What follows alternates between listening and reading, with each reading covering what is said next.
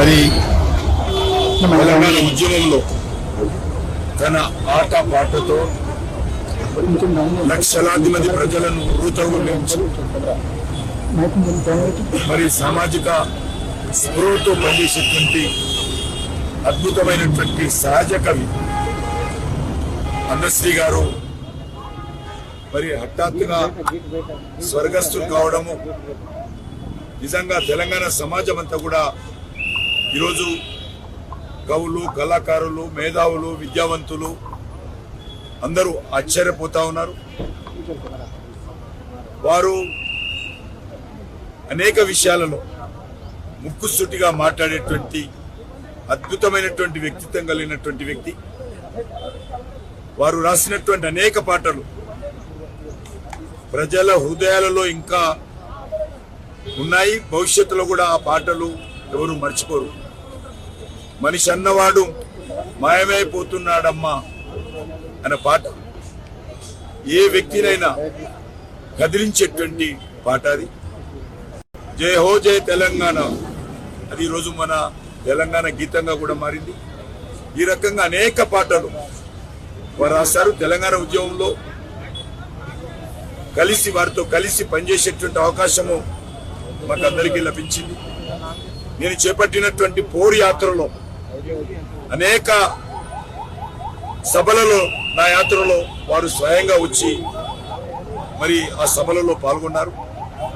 వారు ప్రపంచవ్యాప్తంగా ఉన్నటువంటి నదుల పైన పరిశోధన చేసి ఒక పుస్తకం రాయాలనేటువంటి ఆలోచన వారు చేశారు. కలిసి పర్యటించేటువంటి అవకాశం నాకు వచ్చింది.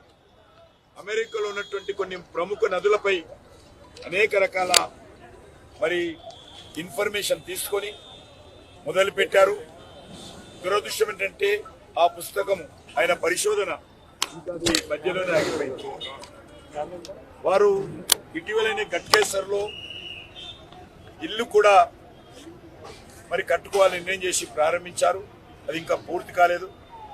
పూర్తి కాకముందే వారు ఈ రకంగా హఠాత్తుగా స్వర్గస్థులు కావడము నిజంగా అందరికీ బాధ కలుగుతున్నటువంటి విషయము. నరేంద్ర మోడీ గారంటే వారికి ఎనలేనటువంటి అభిమానము. వ్యక్తిగతంగా నాతో పాటు అనేక సార్లు మా ఇంటికి వచ్చి నాతో పాటు కూర్చొని మా పార్టీ విషయము, సమాజం విషయము అనేక సార్లు చర్చించినటువంటి గొప్ప వ్యక్తి, మంచి వ్యక్తిత్వం కలిగినటువంటి నాయకుడు.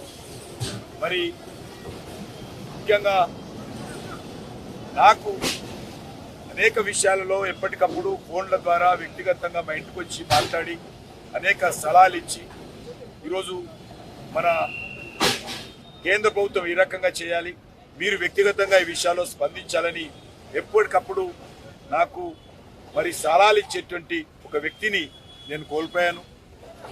వారు నిజంగా మరి గొప్ప వ్యక్తి.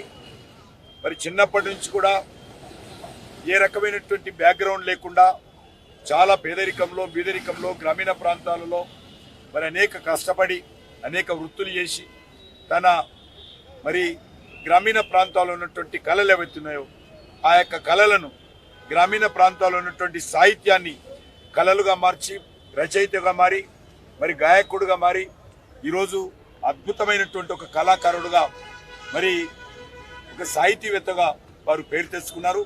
ప్రజల హృదయాలను కదిలించేటువంటి గాయకుడు, కళాకారుడు మరి అందశ్రీ గారు. ఏదో పాట కోసమో ఆట కోసమో పాటలు రాసేవాడు కాదు. సమాజంలో మార్పు రావాలని, సమాజంలో ఉన్నటువంటి ప్రజలలో చైతన్యం తీసుకురావాలని, మనిషి యొక్క మనసుల్లో మార్పు తీసుకొచ్చేటువంటి గొప్ప వ్యక్తి.